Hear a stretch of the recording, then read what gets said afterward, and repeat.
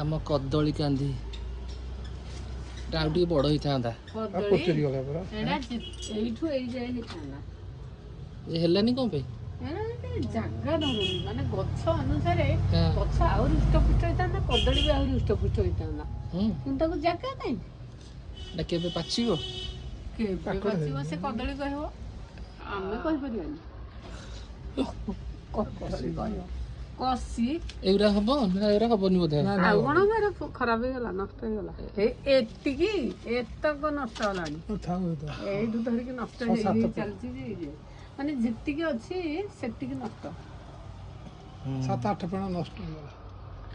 ଏଟା କଣ ତଳଟା କାଟିଦବ ତା ଭଣ୍ଡାଟାକୁ କଟା ଯାଏ ପଡେ କଦଳୀ ଭଣ୍ଡାଟା କଟା ହେଇକି ଜରି ବନ୍ଧା ହବ ଗୋଟେ ଦିଅନ୍ତି କି ଜାଣି ସାର ଦିଅନ୍ତି କଣ ଇଏ ବଢିଆ ପାଇଁ ଆମର ସାର ଦେବା ଦରକାର ଆମେ ନିଜେ ଖାଇବୁ ଆଉ ସାର କାହିଁ ଦିଆ